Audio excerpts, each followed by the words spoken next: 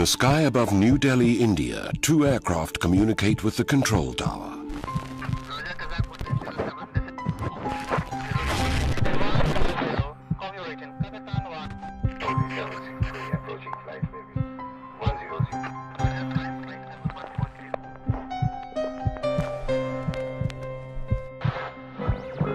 They are in the same airspace on opposite headings. The probability of their colliding in mid-air is 1 in 100 million.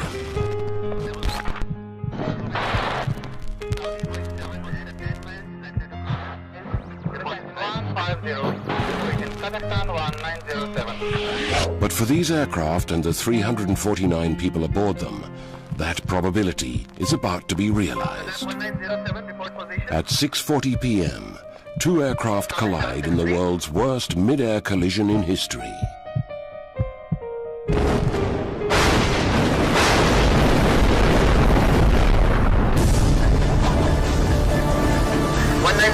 Delhi, Saudi 763,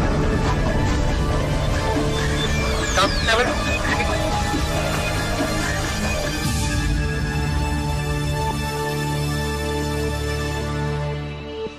The Indira Gandhi International Airport, New Delhi, India. November the 12th, 1996. The evening shift started as any other would. 5:30 was a demanding time for the air traffic control tower.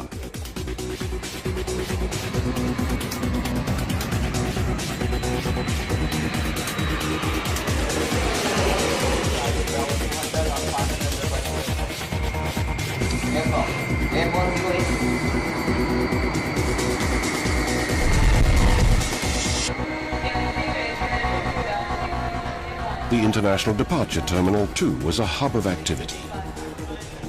Passengers slowly filtered in after brief goodbyes from relatives and well-wishers.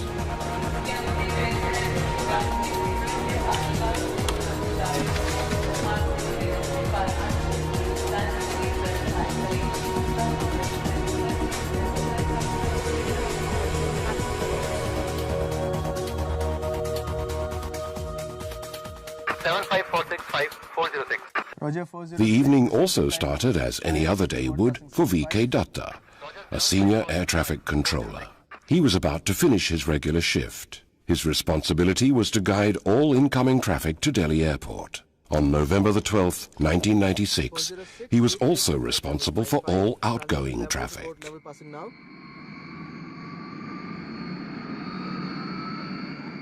At 6:33 p.m., Saudi Airlines 763, under the command of Captain Khalid Al-Shubhaili, co-pilot Nasir Khan, and flight engineer Edris, takes to the runway. Clear for take-off, the 763, final is clear.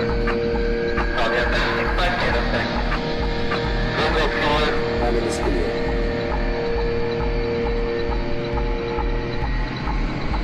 D1 rotate.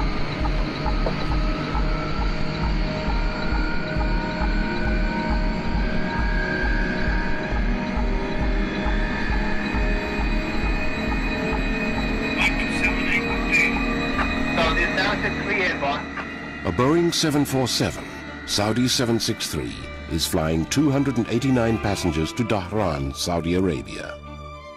At approximately the same time, flying into Delhi from the former Soviet Republic Kazakhstan is Kazakhstan Airlines 1907.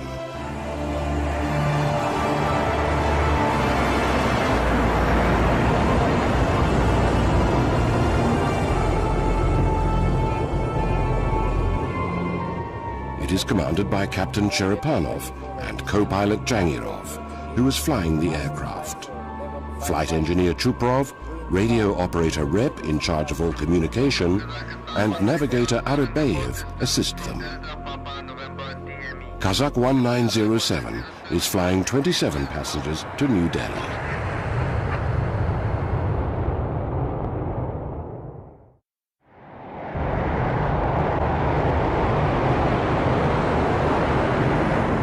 Three minutes after takeoff from Delhi Airport, on board Saudi 763, 16-year-old Sarab and 14-year-old Gaurav are excited.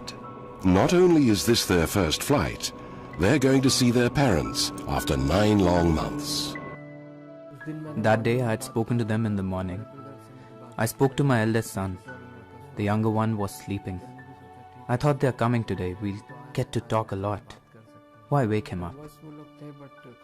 This was their first flight. They checked in by themselves, did everything on their own. Went through security checks and then boarded the aircraft. It was their first flight. This was their last flight as well. 35-year-old Farah Mumtaz is torn between leaving her daughters in Delhi and visiting her husband in Jeddah. I was the last one to say goodbye. When I hugged her, she told me to behave and not trouble anyone. My mother was leaving for 15 days. We had never stayed away from her for that long. We were crying when she left home. I don't know why, but I felt that this was the last time I was seeing her. Mohammed Tahir, his wife Rihanna, and their 8-month-old son Taimur are finally on their way to Al Jubail near Dhahran. A week ago, they had to cancel their ticket. Their son was unwell. The memories are the only thing I have of them. I had a horrific vision the night before they left. In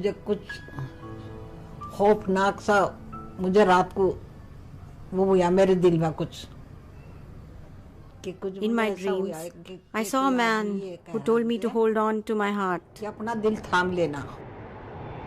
aircraft are in the same airspace on opposite headings. The probability of their colliding head-on in the air is 1 in 100 million.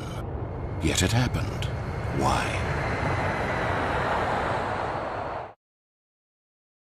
Mid-air collision accidents can take place due to pilots not adhering to ATC instructions, number 1. Number 2, error in the instrument readings. Number 3, erroneous instructions by the air traffic controller. Saudi 763 approaching flight level 100 for higher. Roger, climb flight level 140. Further climb 140 Saudi 763. VK Datta, the air traffic controller, tells Saudi 763 to climb to 14,000 feet. Delhi approach, good evening. Kazakhstan 1907. Now passing 230 for 180. Roger. Kazakh 1907, descend to flight level 150, report reaching. Descend in 150. Copy reaching Kazakhstan 1907. He then instructs Kazakh 1907 to descend to 15,000 feet. Saudi 763 approaching 140 for higher.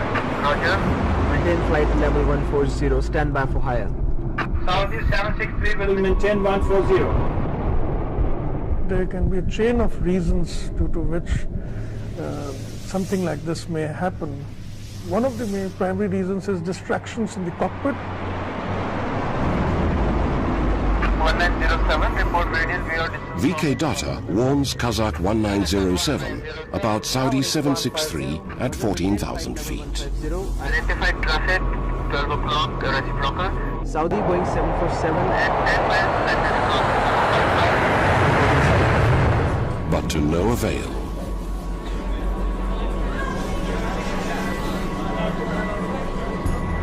At 6:40 p.m., the seemingly impossible happens.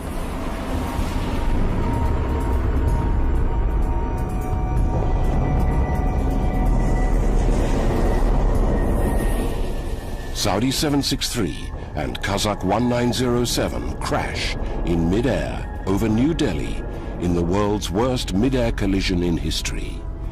349 lives are lost in a split second.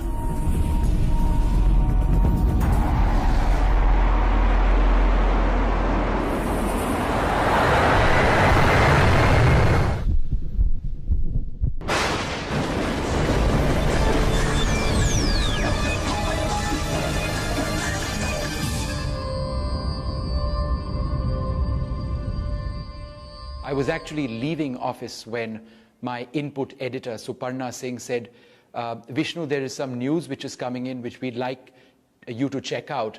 News of a possible disaster, possible air crash. We drove out from Delhi, we drove into Haryana, At that stage, we didn't have any information about just where the crash had taken place, so we just proceeded in a general direction.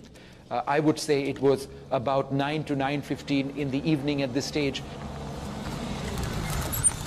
We stopped our vehicle immediately, and the wreckage was about a kilometer away from me. And as one kept walking, I realized all around me there were clumps. What I thought was cow dung.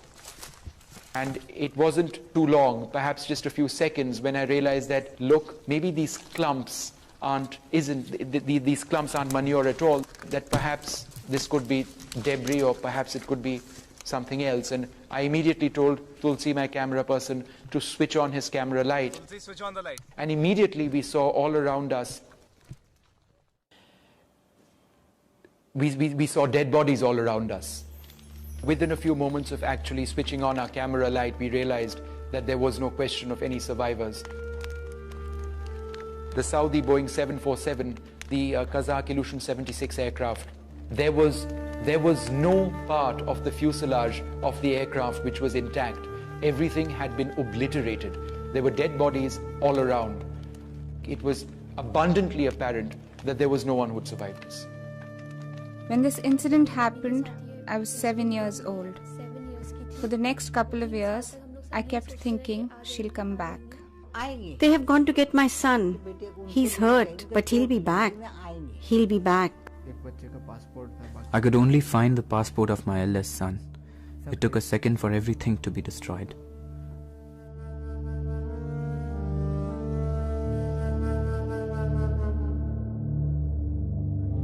There were no survivors. 349 lives are lost in a split second in the world's worst mid-air collision in history. Overnight, the small town of Charkhi Dadri, where the two aircraft went down, shot from obscurity into the annals of aviation history to be synonymous with death and destruction. Forever.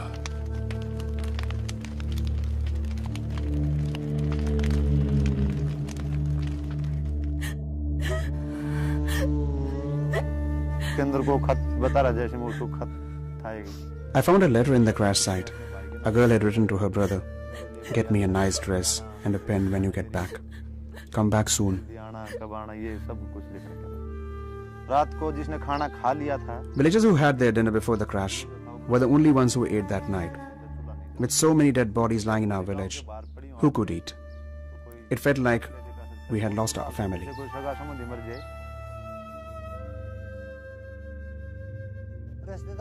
Relatives came looking for their people. They asked us to help, but how could we identify them? They were beyond recognition. Some of them couldn't speak. Their pain was evident.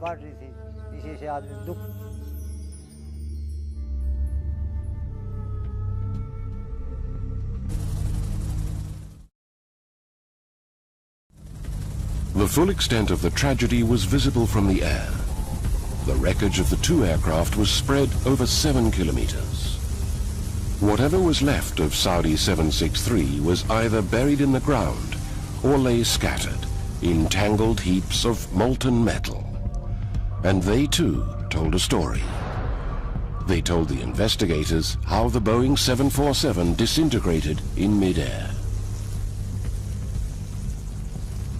747 had lost its tail plane, went out of control, spinning violently, whereby the wings separated and the 4 engines fell miles apart. Kazakh 1907 had survived in bits and pieces. The cockpit shattered, but the burnt instrument console was still intact.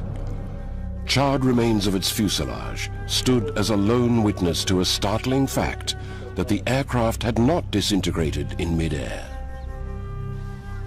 So that means that it had some flyability until very close to the ground, but it broke after impact on the ground.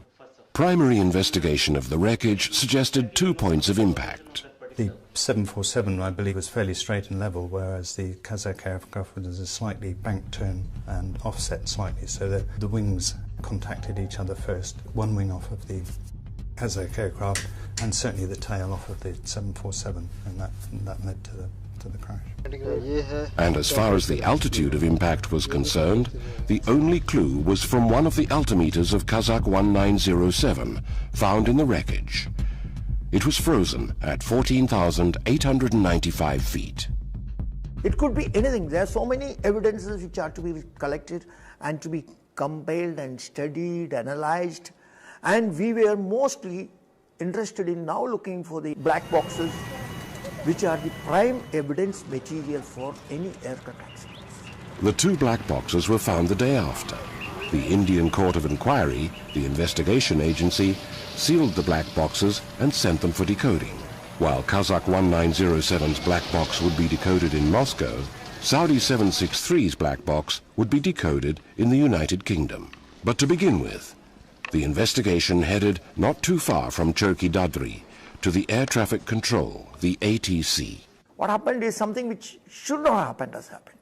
In no ATC in the world would ever like a mid-air collision accident to take place. And immediately it is felt that it could be a mistake on their part. That would be the normal reaction. The unblinking, watchful eyes that stare at the radar screen day in and day out are human. And sometimes it is human error that results in a potentially disastrous consequence. He might just give you a wrong altitude clear to. There have been various incidences where the ATC controller has given wrong altitude clearance, due to which accidents have taken place. When VK Datta took over his shift on November the 12th, 1996, he brought with him more than 10 years of experience and proficiency as an air traffic controller. Was it possible that he had given incorrect instructions that led to the mid-air collision? The first course of action for the investigators was to replay the ATC tapes. 8 minutes from impact, Saudi 763, after takeoff, contacts VK Datta. Saudi 763 airborne. Saudi 763 identified on departure. Climb flight level 100 initially, stand by for higher. Initially flight level 100, stand by for higher. Saudi 763. He asks them to climb to flight level 100 or 10,000 feet. Kazakh 1907 is close to 23,000 feet. 6 minutes from impact, Kazakh 1907 at 23,000 feet contacts him. Kazakhstan 1907. Roger, Kazakh 1907, descend to flight level 150, report reaching. Descend in 150, call you reaching Kazakhstan 1907. VK Datta clears descent to flight level 150 or 15,000 feet. Saudi 763 is close to 10,000 feet. 4 minutes from impact, Saudi 763, now at 10,000 feet, contacts him for further ascent. 100 for higher. Roger, climb flight level 140. Further climb 140, Saudi 763. VK Datta clears ascent to flight level 140, 14,000 feet. Kazakh 1907 is now at 15,000 feet. 1.5 minutes from impact, Saudi 763 asks VK Datta for further instructions. Approaching 140 for higher. Roger, maintain flight level 140, stand by for higher. Saudi 763 will maintain 140. He asks them to maintain 14,000 feet till further notice. Kazakh 1907 is at 15,000 feet. Two aircraft are in the same airspace on opposite headings. Saudi 763 is at 14,000 feet. Kazakh 1907 is at 15,000 feet. 1,000 feet separates them. That's safe enough, according to ICAO, the International Civil Aviation Organization. But shouldn't VK Datta warn them of each other? Kazakhstan He does. 1 minute from impact, VK Datta warns Kazakh 1907 Saudi Boeing 747 of Saudi 763 at 14,000 feet, 8 miles in front of them. But he does not warn the Saudi aircraft. The requirement doesn't say that, but should not take it for granted when two blips are merging that they are vertically separated. Ensure they are vertically separated by repeat messages. But the fact remains that VK Datta was a silent spectator to the mid-air collision. 1907 report position. He had told the aircraft to stay at separate altitudes. He was assuming that they would pass each other safely. They had 1,000 feet between them. Because he was thinking probably they were merging and going to reappear in both the sides, and waiting for giving a further descent clearance to the incoming aircraft and climb clearance to the Saudi outgoing. It was evident that one of the aircraft, or both the aircraft, had breached its assigned flight level. By how much? And why?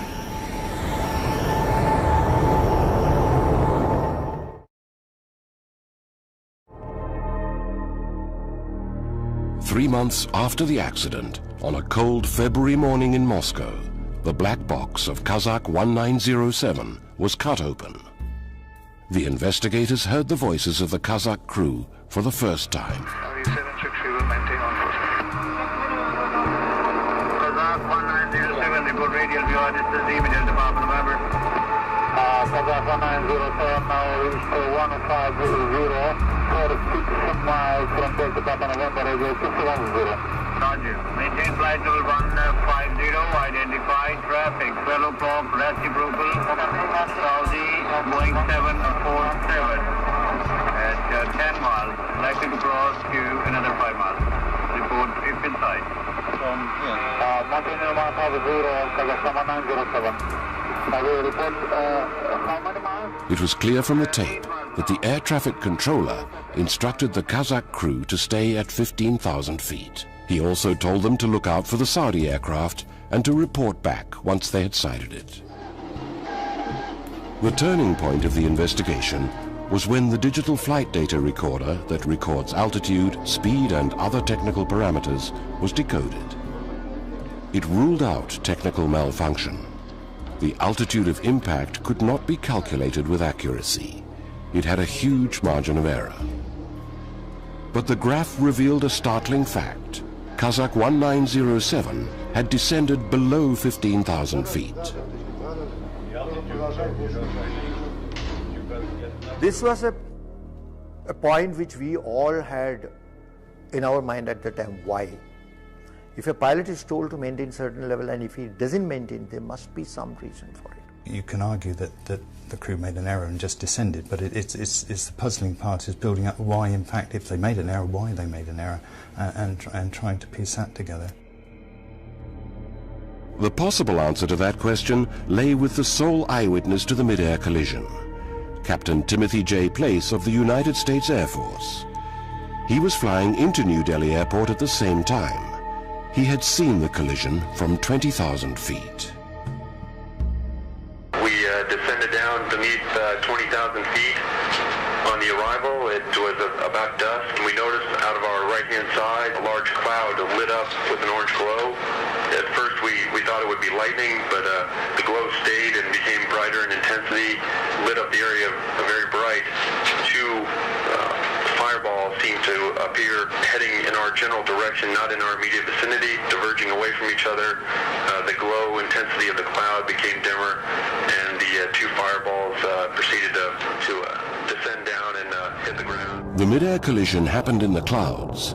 Is it possible that Kazakh 1907 had descended due to bad weather? It had happened before. On December the 19th, 1973, the Delhi airport is enveloped in a thick fog. Visibility is down to 1,000 meters. A Lufthansa Boeing 707 undershoots the runway and crash lands 1,500 feet short. The inquiry commission finds out that the co-pilot who was flying the aircraft did not monitor the descent adequately. He was too busy trying to land the aircraft in the sudden haze and thick fog that impaired his visibility. Could the same thing have happened to Kazakh 1907? Could they have been caught in a freak weather condition? Did co-pilot Jangirov not monitor the altitude? Could he have been too busy battling bad weather? The sorts of weather conditions that can cause an aircraft to lose a great deal of altitude are things like thunderstorm activity, where you get updrafts and downdrafts in the center of a thundercloud. That could have caused one of them to descend or another to climb. But on November the 12th, 1996, the Met Department had not issued a severe weather warning. It was slightly foggy, there were scattered clouds, and that was about it. Most importantly, Kazakh 1907's cockpit voice recorder did not record any intra-cockpit conversation relating to bad weather. Neither did the digital flight data recorder record sudden changes in the aircraft's movements, nor any severe weather condition. There was no sudden descent. Kazakh 1907 had descended gradually. I don't think that the actual weather conditions would have caused the Kazakh aircraft to descend at all. It was like a jigsaw puzzle whose pieces just didn't fit. Kazakh 1907 had descended below its assigned 15,000 feet. But the altimeter found in the wreckage was frozen at 14,895 feet. If that's the altitude at which the collision occurred, it meant that even the Saudi aircraft had breached its assigned altitude. It had climbed above 14,000 feet.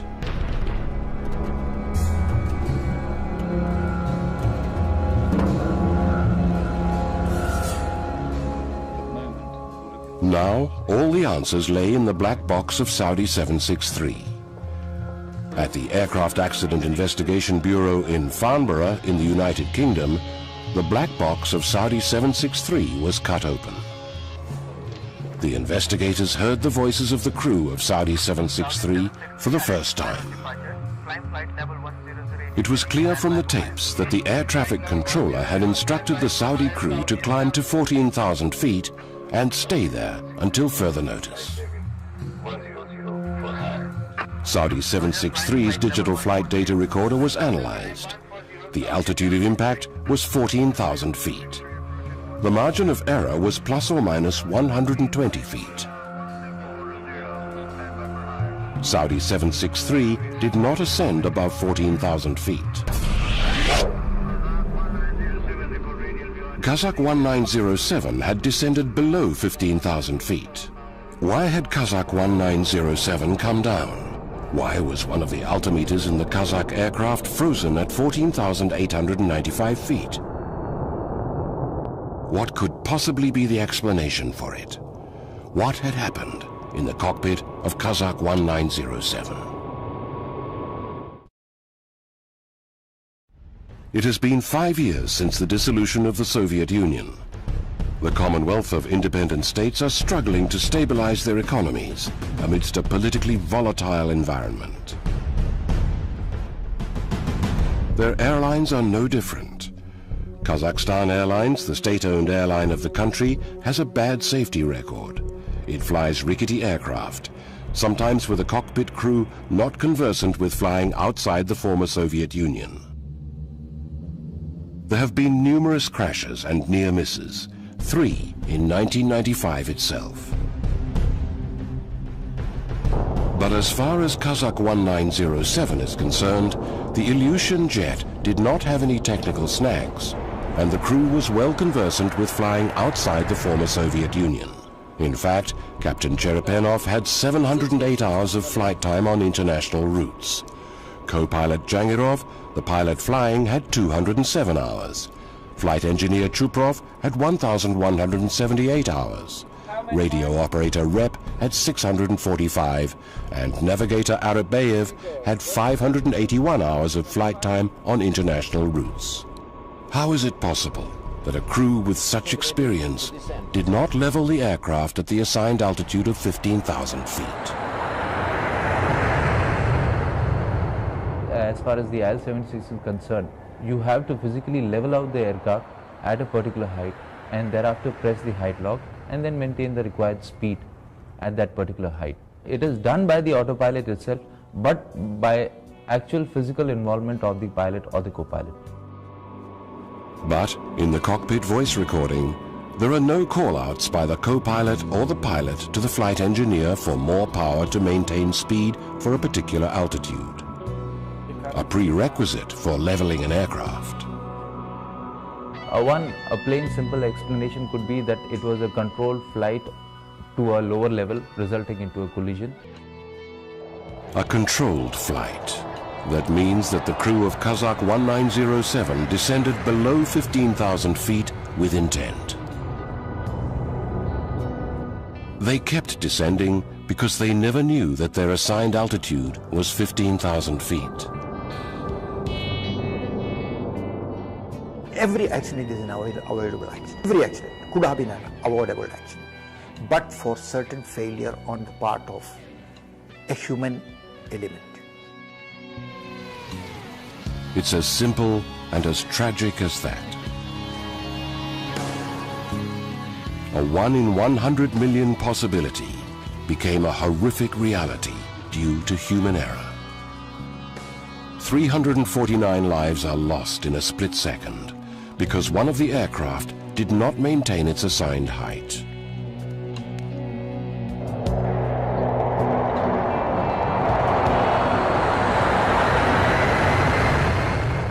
How could it all have happened?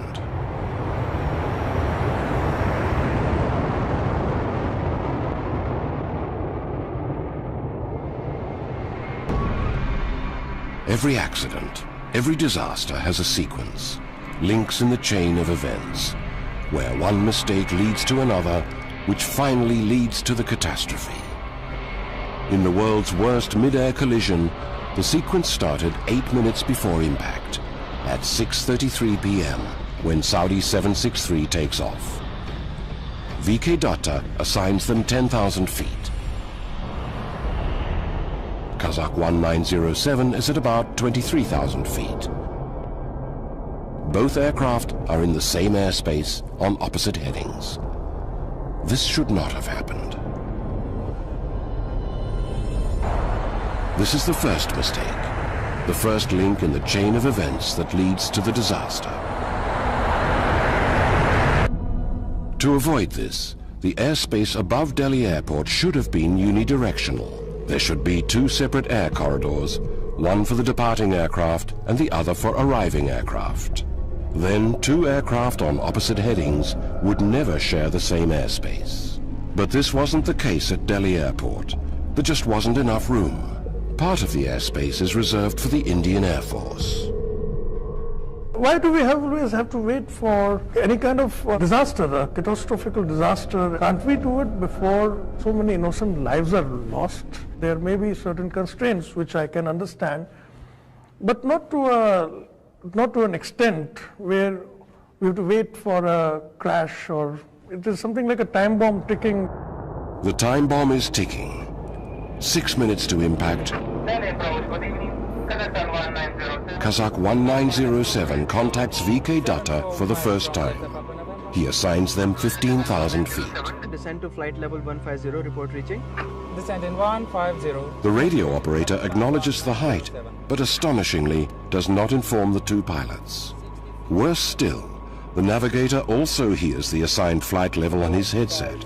He is heard converting it to meters for the 2 pilots, but neither of them acknowledges the assigned height. This is the second mistake, the second link to disaster. My personal view is that there was confusion with the pilots about what their cleared altitude was. There may have been some language difficulties. The pilot and co-pilot's knowledge of English is limited. The radio operator is translating all commands from the Delhi Air Traffic Control for them. Pilot flies, gets the information, directly makes a lot of difference. The reactions are spontaneous, instantaneous.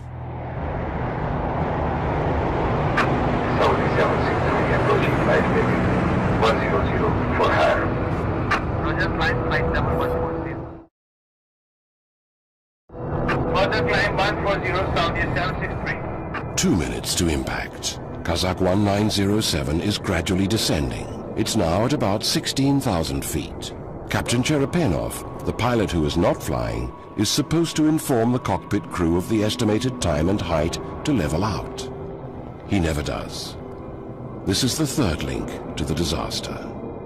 He was the captain of the aircraft, he's the commander of the ship, so he should have known what height to be level out. 1.5 minutes to impact. Saudi 763 is told to stay at 14,000 feet till further notice. 1 minute to impact. At 6:39 p.m., the Kazakh radio operator tells VK Datta they are at 15,000 feet. Now reached 150. This is another extraordinary error. In reality, they are at 16,300 feet. The altimeter is on the front instrument console. The radio operator may not have seen it. This is the fourth link to the disaster. Seconds before impact, VK Datta tells Kazakh 1907 about Saudi 763 in front of them. 747 at 10 miles, set across another 5 miles. reported site. Kazakh 1907 is already below 15,000 feet.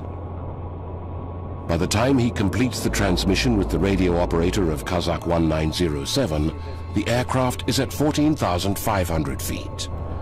Gradually descending, it enters into a cloud layer.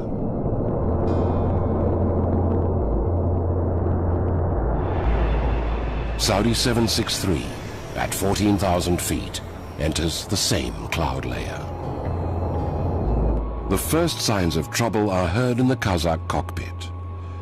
The captain asks for the assigned flight level for the first time. Flight level have been ordered. Kazakh 1907 is still descending, now at about 14,100 feet. Saudi 763 is at 14,000 feet. Seconds later, the two aircraft are going to crash. Even in these circumstances, with better equipment, the impending collision could have been averted. But SSR, or secondary surveillance radar, that can tell a controller the altitude of an aircraft is not installed in the Delhi air traffic control. The controllers still work on archaic primary radar that can only tell them approximate headings.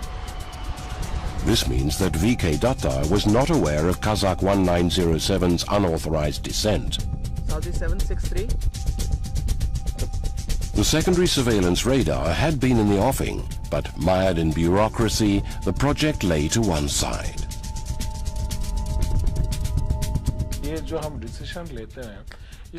There are too many channels to go through, hurdles to cross, so these things take time.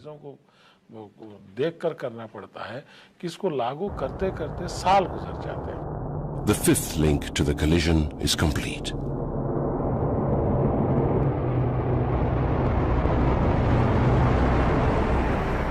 Seven seconds before impact, a tragic sequence of events unfolds in the Kazakh cockpit.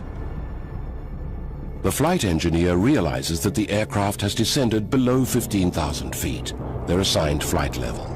He probably tries to accelerate to climb, but the captain asks him to hold on and not to accelerate.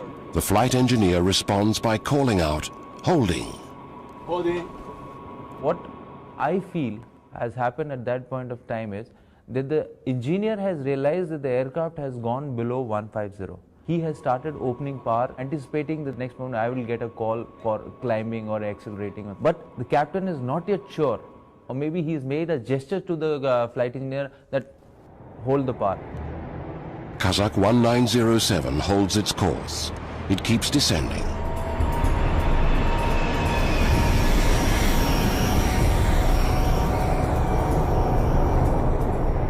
The pilots of Kazakhstan Airlines 1907 don't know that their assigned altitude is 15,000 feet. What flight level have been ordered? The air traffic controller can't warn them. He doesn't have secondary surveillance radar. There is a last resort. But neither of the aircraft has TCAS, traffic collision avoidance systems, installed. They do not have onboard computers that can warn them of another aircraft directly in front of them and suggest evasive action. That is the last filter for collision avoidance, which is independent of any ground control, any ground radar. It is aircraft to aircraft. Collision avoidance systems give time which is sufficient in most cases to avoid collisions. But the Civil Aviation Ministry never made TCAS mandatory over Indian airspace by 1996. It took India a mid-air collision to implement these systems. The sixth and the final link to the collision is complete. 2 seconds to impact. Saudi 763 is at 14,000 feet. Kazakh 1907 is at about 14,000 feet. The radio operator shouts out a warning. The captain asks for full power. If only he hadn't. Kazakh 1907 would have passed safely below Saudi 763, but it's too late. The flight engineer opens full power on all engines. Kazakh 1907 accelerates to climb to 15,000 feet. There's chaos in the cockpit. Everyone's screaming. They have just seen Saudi 763 coming towards them.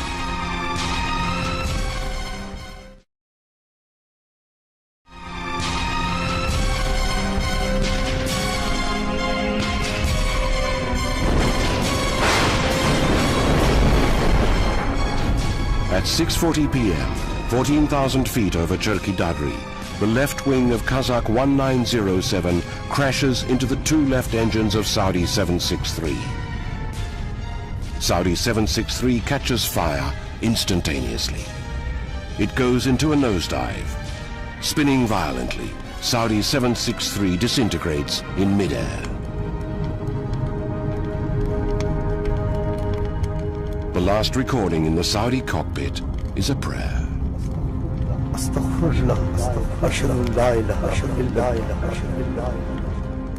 Kazakh 1907 keeps climbing. The altimeter, later found in the wreckage, freezes at 14,895 feet. The aircraft reaches 15,856 feet and then falls down to earth.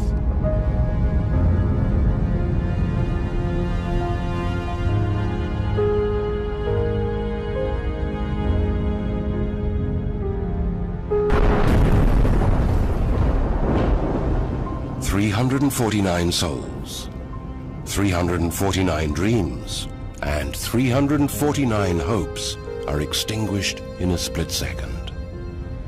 Today, the words, "if only," are the only words that echo in the minds of many. 10 years later, Kazakhstan Airlines has stopped operating. English is now a primary qualification for pilots from the Commonwealth of Independent States consisting of former Soviet republics. The Indian airspace is now unidirectional. All aircraft flying into it have TCAS, and the Delhi airport has secondary surveillance radar. This disaster served as a precursor to lots of improvements, but at what cost?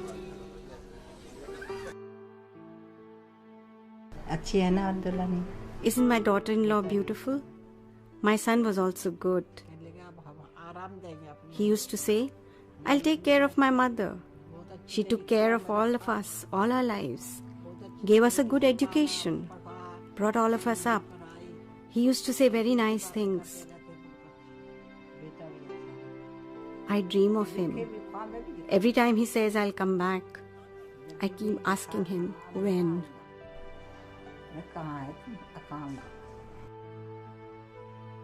It is very difficult in life to lose young children. I only have their memories now. Even though it hurts me a lot, I definitely want to keep these memories.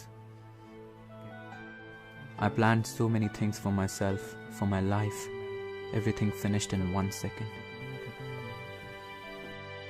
मेरी mummy जहाँ तक लोग बोलते हैं कि बहुत ही अच्छे nature की थी. I remember having her around always, working in the same room where I would be, playing or doing my stuff. That's all I remember. I was very young. I miss my mother the most when I see other mothers with their daughters. करती हूँ जब मैं मतलब किसी और mummy को देखती हूँ